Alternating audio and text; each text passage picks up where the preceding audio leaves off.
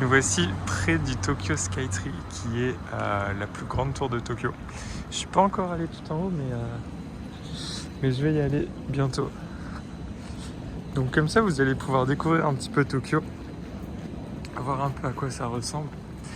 Alors, je vais vous parler du programme SWAI que j'ai fait au mois de février. J'ai vraiment beaucoup de choses à vous dire dessus parce que c'était un programme incroyable. C'est un programme diplomatique créé par le gouvernement du Japon. Créé il y a une trentaine d'années, dans les années 90. Alors pourquoi est-ce que le gouvernement japonais a créé ce programme ? Et en fait, c'est pour promouvoir la paix, le dialogue et les rencontres, le partage, parce que c'est quelque chose que le Japon promeut depuis la fin de la Seconde Guerre mondiale et depuis que ils ont l'interdiction d'avoir une armée notamment. Donc ça, c'est quand même assez important.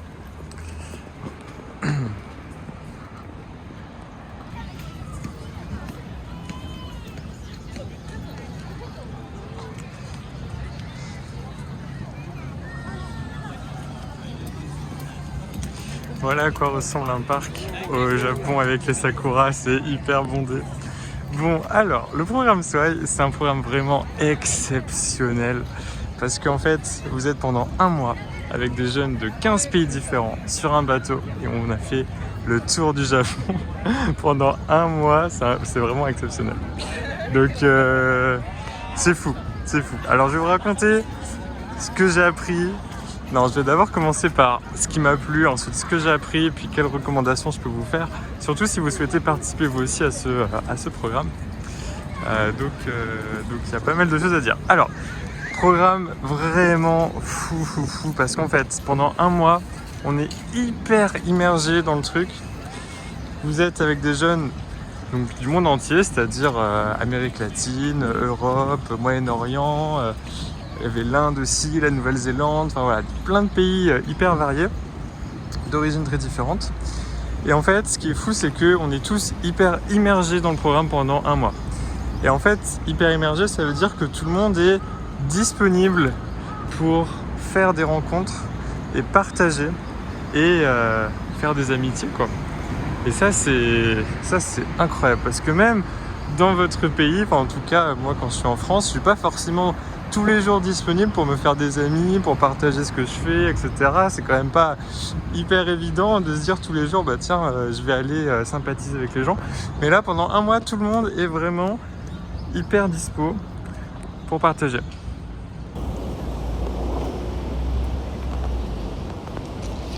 Et voilà, c'est l'aspect que j'ai vraiment le plus aimé, c'est le fait que les gens sont hyper disponibles. Et ça, c'était dingue. Alors, concrètement, à quoi ça ressemblait ? Qu'est-ce qu'on faisait de nos journées ? En fait, on était vachement occupés parce que, disons que le programme était organisé de telle sorte que on avait beaucoup d'événements tous les jours, beaucoup d'événements, beaucoup de rencontres et tout. Donc beaucoup d'événements comme quoi ? En fait, beaucoup d'événements de partage de notre culture. Beaucoup d'activités qu'on pouvait organiser par nous-mêmes. Ça, c'était vachement intéressant.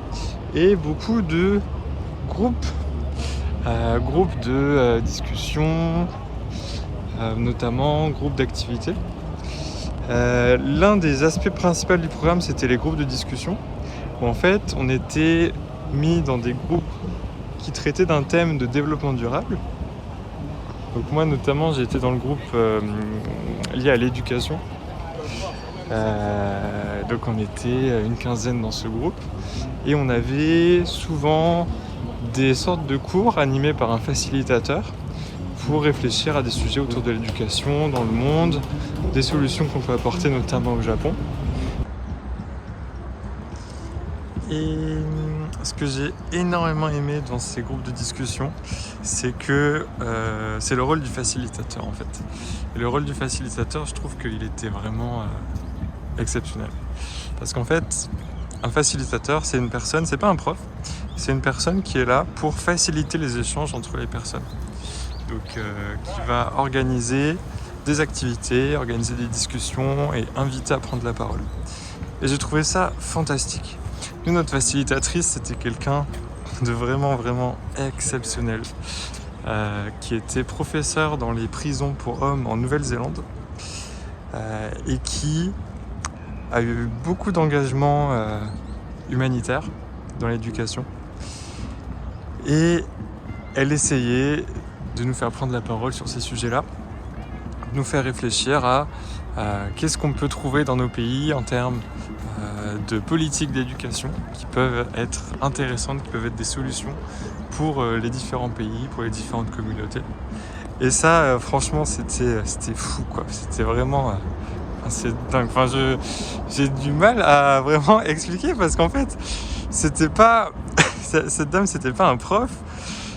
C'était un peu comme un leader, quoi. Enfin, je sais pas, quelqu'un qui arrivait à susciter en nous vraiment de l'engagement, de l'énergie et des solutions. Enfin, vraiment quelqu'un qui est très, très, très, très inspirant, je trouve. En tout cas pour moi, qui m'a beaucoup inspiré, beaucoup marqué. Donc ça, c'était vraiment formidable. Et ce qui était aussi très intéressant dans ces groupes, c'est que on était tous présents pour une raison. On était tous présents dans ce programme pour une raison qui était soit de creuser des thèmes de développement durable, soit de faire des rencontres internationales. Donc en fait, on était tous volontaires et tous participants. Et ça, je trouve que c'est intéressant aussi parce que souvent, quand vous avez des activités, des groupes ou quoi, en fait, vous n'avez pas forcément tout le monde qui est impliqué, tout le monde qui s'engage, qui réfléchit vraiment. Vous avez parfois des gens qui sont désengagés. Peut-être que ça vous est arrivé déjà dans les travaux de groupe. Mais là, vraiment, tout le monde était présent, participant, volontaire. Donc il y avait une ambiance de travail, de collaboration qui était... que j'ai jamais connue ailleurs, quoi, voilà, tout simplement. Donc ça, c'est fou. Donc ça, c'était pour le côté un peu plus travail, j'ai envie de dire. En termes de travail, c'était pas non plus énorme, parce que l'essentiel du programme, c'était quand même de faire des rencontres. Alors, je vais vous présenter un peu plus l'organisation du programme. Donc le programme était fait en différentes phases. Tout d'abord une phase en ligne avant le début de la rencontre, qui nous a permis de parler de premiers thèmes introductifs par rapport au développement durable, de se présenter, de faire connaissance. Et ensuite la phase où on est venu au Japon, qui a commencé fin janvier jusqu'à fin février, donc vraiment un mois au Japon. Les cerisiers, ils sont magnifiques. Cette phase a été... Waouh. Elle était hyper riche. On a commencé par passer quelques jours dans un hôtel à Narita, qui est la ville près de l'aéroport de Narita, quoi. Enfin, c'est l'aéroport qui est près de la ville plutôt. Mais bon, voilà. Et après, on a pris le bateau et on a commencé le tour du Japon. Alors concrètement, à quoi ressemblaient nos journées ? En fait, c'est pas facile à dire parce que chaque jour était différent. Mais disons que on avait souvent un petit déjeuner entre 7 et 8 heures, une réunion d'information de 8 heures à 9 heures, et en général 3 heures d'activité, soit une discussion de groupe, soit une visite dans la ville ou bien dans Tokyo. Voilà. L'après-midi, c'est assez variable, mais je dirais que souvent on avait des événements culturels, de partage de notre culture, où on organisait des événements. Et en fait, il faut savoir qu'on était tous hyper occupés parce que tous les jours il y avait des nouveaux événements qui étaient organisés. Donc on avait la liberté vraiment d'organiser ce qu'on voulait. Donc vous aviez, je sais pas, des événements pour apprendre la danse traditionnelle de Jordanie, des événements pour découvrir des manières traditionnelles de faire du tissage en Turquie par exemple, des événements sur les questions de genre et de sexualité, sur les questions politiques. Donc beaucoup de choses auxquelles on pouvait participer. Moi, je dirais l'une des activités qui m'a le plus marqué, c'était une activité organisée autour de la mémoire, et notamment de la mémoire à Hiroshima, et de comment est-ce que la ville s'est reconstruite pour conserver la mémoire des bombardements. Et j'ai trouvé que c'était très marquant parce que c'est une activité entre mémoire, urbanisme et culture qui était très émouvante. Et on a tous été invités, enfin ceux qui voulaient du moins, à partager des informations sur comment, dans notre pays, on a pu conserver la mémoire de certains événements. Donc j'ai appris beaucoup de choses. J'ai appris vraiment beaucoup de choses. Et c'était hyper émouvant. Enfin, je pense qu'on a tous pleuré dans ce truc. Mais en tout cas, c'était vraiment, vraiment marquant, quoi. Vraiment, vraiment marquant pour moi. Ouais. Y avait ça. Qu'est-ce que j'ai fait d'autre ? Je suis allé à presque tous les concerts et événements musicaux qui étaient tellement bien. Les gens ont tellement de talent, ils partagent ce qu'ils font et tout. C'est vraiment trop, trop incroyable. Donc ça, c'était aussi hyper sympa, quoi.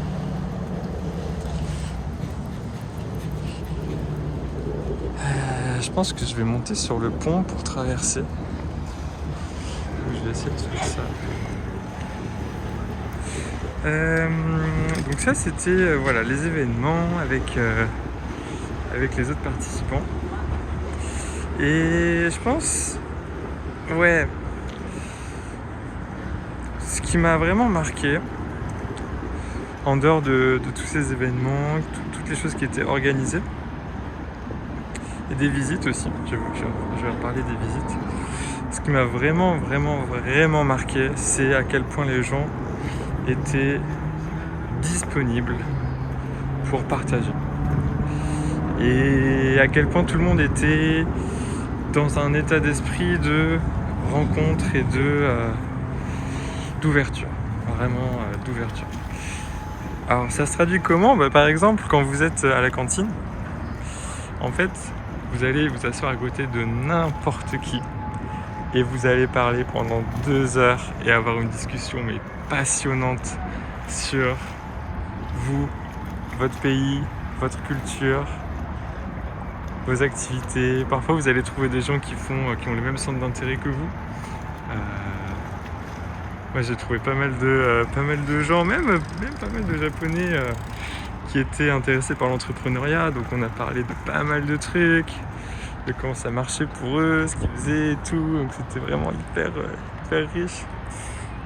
Et c'est dingue, quoi. C'est dingue. Vraiment, on peut parler à n'importe qui et avoir des discussions profondes et intéressantes. Et je dirais vraiment profondes parce que souvent, peut-être au début, on reste un peu en surface à se présenter, mais plus le programme avançait et plus on évitait de perdre du temps et plus on venait à partager des choses vraiment personnelles. Et je trouve que c'était un moment vraiment de bienveillance, d'ouverture, enfin quelque chose d'exceptionnel. Voilà. C'est dur à dire parce que mais bon. Je reste trop ici là, il va falloir que je bouge un peu. Vous voyez le Skytree là-bas avec le cerisier. Si on zoomait, ça pourrait faire une jolie photo. Ouais. Donc ça c'était dingue. Et les visites. Donc je vais vous parler des visites avant d'aborder ce que j'ai vraiment appris dans le programme. Les visites, il y en avait beaucoup. En fait, le programme se répartit. Donc on était tout le temps sur le bateau. On a tout le temps habité sur le bateau, qui était un bateau assez grand. Mais souvent on a eu des ports d'attache où on est resté quelques temps pour visiter les villes et comprendre des problématiques locales. Donc en fait ça mélangeait 2 aspects. Un aspect qui était juste de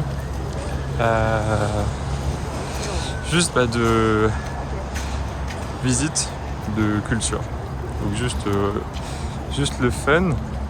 Et un deuxième aspect qui était celui d'explorer les questions locales avec des personnes qui étaient impliquées dans ces projets-là. Donc par exemple, j'ai vraiment tendance à utiliser du vocabulaire trop abstrait au lieu d'être concret. Ça, c'est vraiment énervant, je trouve. Par exemple, on est allé voir pas mal d'écoles. On est allé visiter des lycées, des écoles primaires. On est allé parler avec les proviseurs des établissements, avec les étudiants, avec les profs, pour comprendre déjà comment ça marche le système éducatif au Japon. Partager dans nos course discussion comment ça marchait dans nos pays et voir avec tous ces acteurs-là qu'est-ce qu'on peut faire, qu'est-ce qu'on peut prendre de nos expériences dans nos pays, qu'est-ce qu'on peut proposer pour répondre aux problèmes qu'ils rencontrent quoi. Donc notamment quand on est allé à Kochi, qui est une zone assez rurale du sud du Japon, la grande problématique c'était en fait il y a beaucoup d'écoles qui sont menacées de fermeture parce qu'il n'y a pas assez d'étudiants. Donc comment est-ce qu'on fait pour qu'on ait toujours des étudiants, qu'on ait toujours des écoles locales, etc. Donc ça, ce genre de questions. Et donc ça c'était vraiment super intéressant. On est allé visiter Amano Hashidate aussi, qui est l'un des lieux les plus emblématiques, l'un des lieux naturels du moins les plus emblématiques du Japon, qui est une jonction entre deux morceaux de terre au-dessus de la mer, vraiment spécial. Il faudrait que je vous mette une photo, mais sinon vous pouvez chercher. Donc il y avait ça, et deuxièmement c'était tout l'aspect de juste culture et de découverte des lieux emblématiques et tout. Donc que ce soit à Kochi, à Waji Island notamment. Donc j'ai trouvé que le programme était vraiment bien ficelé de ce point de vue là parce que c'était bien organisé quoi. Parce que on était tout le temps en train de découvrir quelque chose, de partager quelque chose. Il n'y avait pas trop de moments vides, alors à part dans les transports, etc. Mais c'était toujours un programme bien rempli avec beaucoup de choses intéressantes à faire et à partager quoi. Donc ça, trop cool. Vraiment trop cool. Alors, je vais peut-être vous parler de ce que j'ai appris dans le programme et après je vous parlerai de comment faire pour vous inscrire. Ce que j'ai appris dans le programme, je dirais vraiment pas mal de choses. Je dirais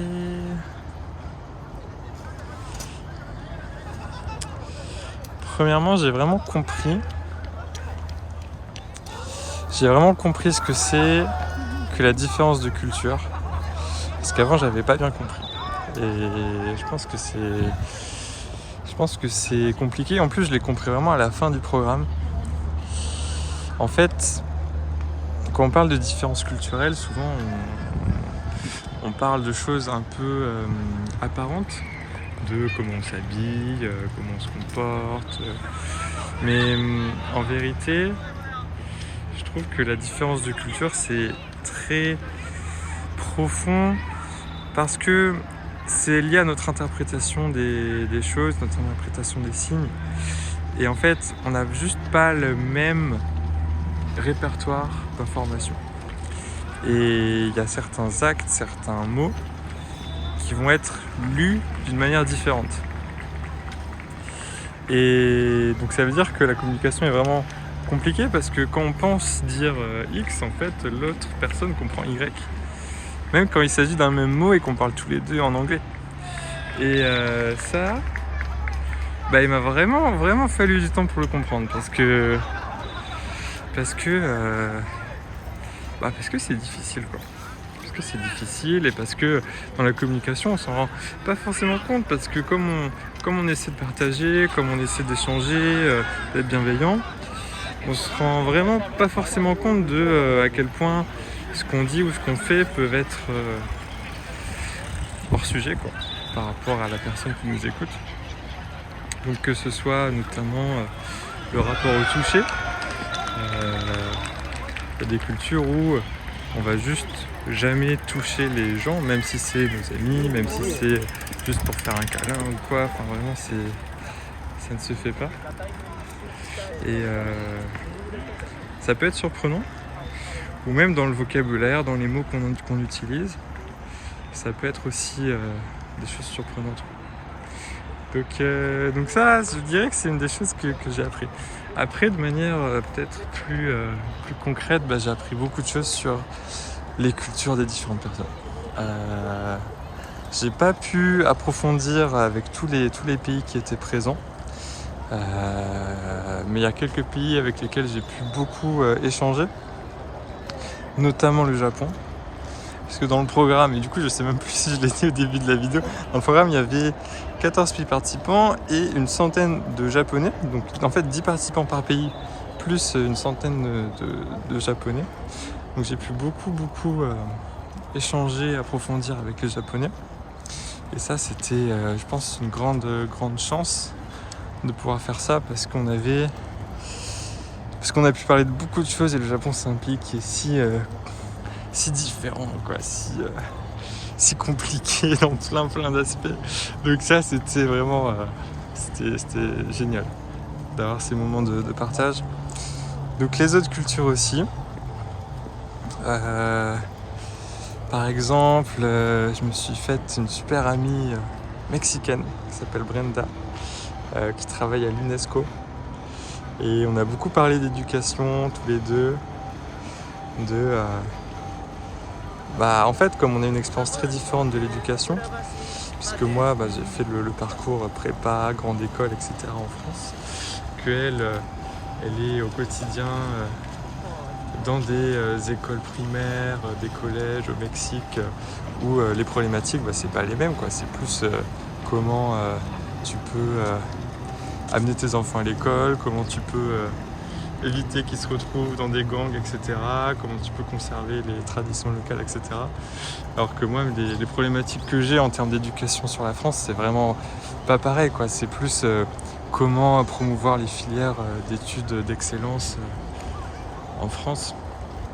Donc c'est très différent et donc c'est pour ça qu'on pouvait avoir des discussions vraiment hyper enrichissantes, hyper intéressantes, puisque notre expérience de l'éducation est hyper différente. Voilà. Je me suis fait un pote zambien qui est professeur de sociologie, qui s'appelle Clinton, qui est incroyable. On a eu des discussions, là aussi c'était surréaliste, sur le rôle de la philosophie et de la sociologie. Est-ce qu'ils se complètent, est-ce qu'ils s'opposent. Donc des discussions vraiment que je pensais pas avoir un jour et que j'ai eu quand même. Et tellement d'autres rencontres avec beaucoup de Japonais qui sont encore étudiants, qui viennent de finir aussi leurs études. Voilà. Puis les Français adorables, vraiment hyper gentils, hyper impliqués, je trouve, vraiment impliqués dans les activités, dans les projets. Donc ça c'était super. Donc non, franchement pour moi que du bonheur dans les rencontres que j'ai faites. Et je pense c'est des rencontres qui m'ont vraiment marqué pour la personnalité de ces personnes, pour leur histoire, pour leur culture. Donc je pense que ça m'a vraiment transformé à ce niveau-là. Ouais, je pense. Qu'est-ce que je peux vous dire d'autre ? Ce qui m'a marqué dans le programme, découvrir le Japon, évidemment, c'était la première fois que j'allais au Japon. Donc découvrir les villes du Japon, etc. C'était une grande expérience. Découvrir, ouais, ça je pense que c'est un truc un peu personnel que j'ai appris. C'est découvrir comment dire,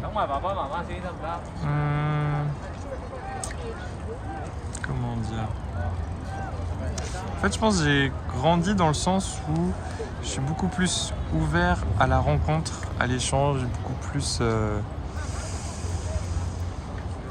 ouvert au partage.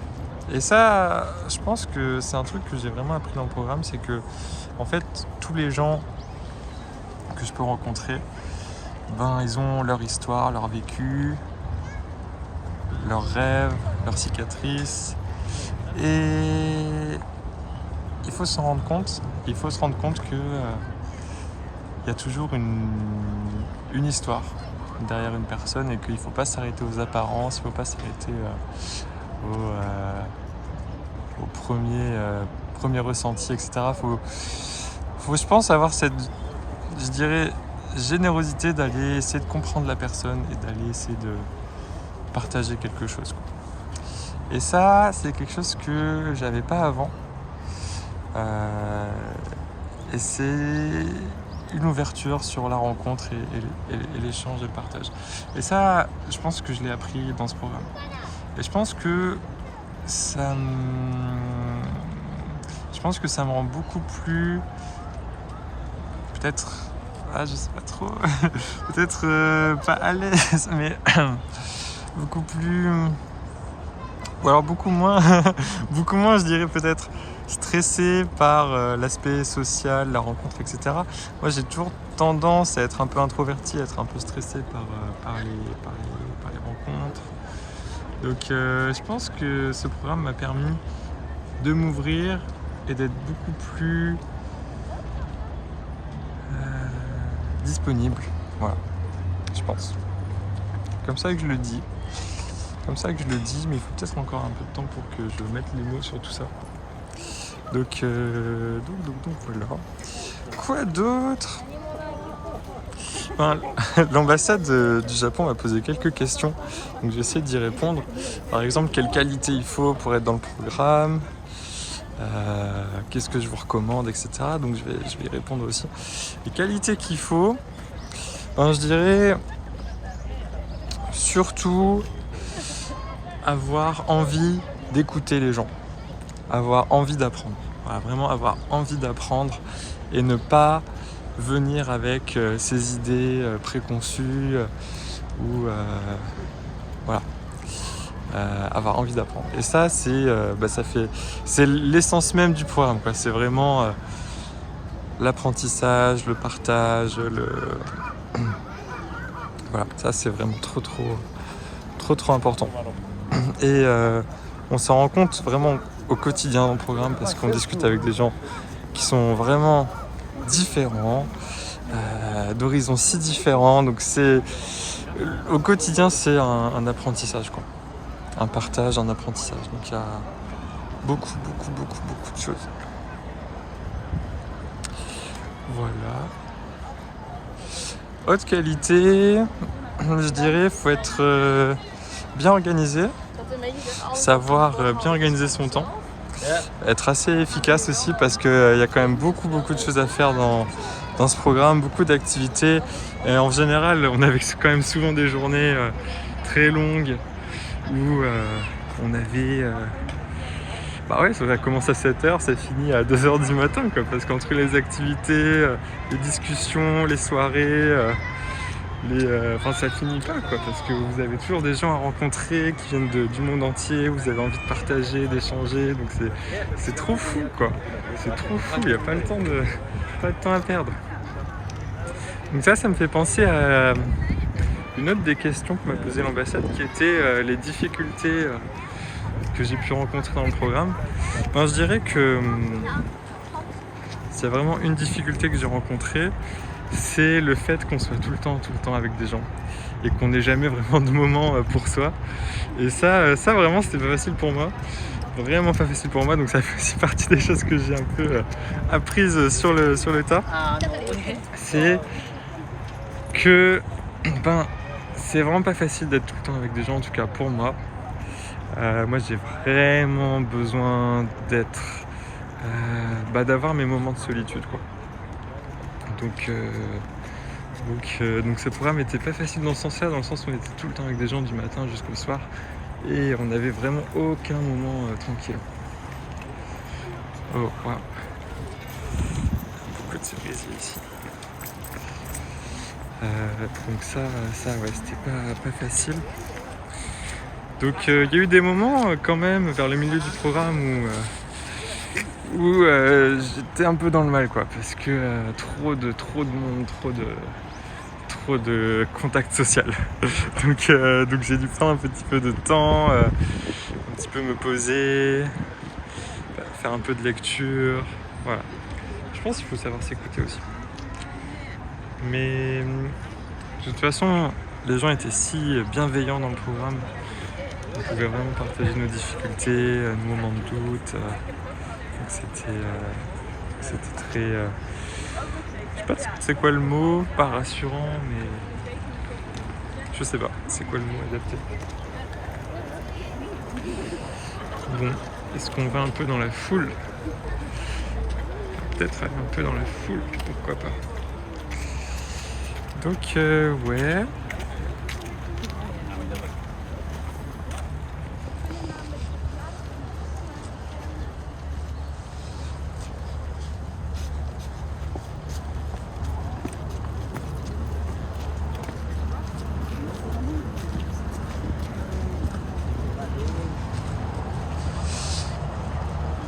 Alors pour participer au programme, c'est pas si facile que ça, parce que en fait les participants changent tous les ans, les pays qui sont choisis changent tous les ans.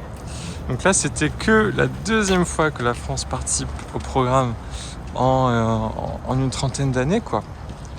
Donc pas évident du tout. Et donc en fait pour participer, il faut soit que si vous êtes français, la France soit à nouveau choisie pour participer au programme, soit si vous avez une autre nationalité, vous pouvez essayer de participer avec votre deuxième nationalité si le pays en question est choisi pour le programme.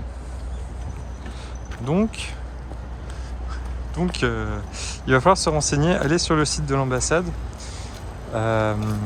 programme SWAG, ambassade du Japon en France, et vous aurez les informations en question. Mais ouais, franchement, candidatez. Si vous avez la possibilité de le faire, candidatez. C'est vrai que c'est pas évident pour tout le monde parce que ça prend 1 mois. Et moi, j'avais pas envie de toute façon de faire des stages, de faire 2 stages de 6 mois, et dans ce cas, j'aurais pas pu participer au programme. Donc j'étais libre pendant 1 mois, donc c'est parfait. En plus, c'était le moment de mon année de césure, donc vraiment, ça tombait hyper bien. Franchement, le programme est tellement incroyable que ça reste entre nous sur YouTube. Mais si vous pouvez sécher vos cours pour participer au programme, franchement, faites-le, quoi, parce que c'est trop incroyable. Donc voilà, franchement, n'hésitez pas, ça vaut le coup de fou, quoi. Après, je pense pas qu'il y ait beaucoup d'autres programmes dans le genre. Donc pas... Ouais, à part ça, franchement, je sais pas... il n'y a vraiment pas d'autres alternatives en termes de programmes de ce genre qui proposent autant d'activités, quoi.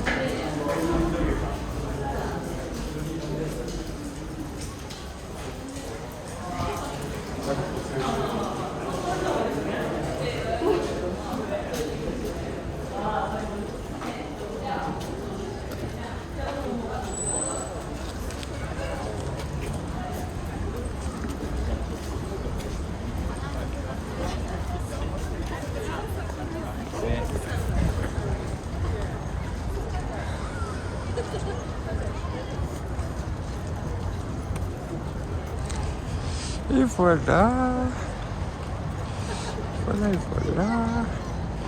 On va arriver au bout de cette vidéo. Je pense que j'ai tout abordé. Enfin, je réfléchis à si j'ai oublié des choses ou pas. Mais j'ai vraiment parlé de beaucoup de choses. Vraiment typiquement Tokyo, quoi. Entre les gratte-ciel, l'eau, les trains, les gens et les cerisiers. Je pense qu'on ne peut pas faire mieux, quoi. En termes de carte postale. Ouais. Non, je pense que j'ai vraiment rien oublié sur le programme. Enfin, après, si, j'ai tout oublié parce qu'il y a tellement trop de choses à dire, quoi. L'expérience de Swai 35 qui était notre année. C'est vraiment folle quoi. Ouais. Donc c'est un programme qu'on peut faire une seule fois dans sa vie en tant que participant. Sachant qu'il faut avoir entre 18 et 30 ans pour pouvoir y postuler.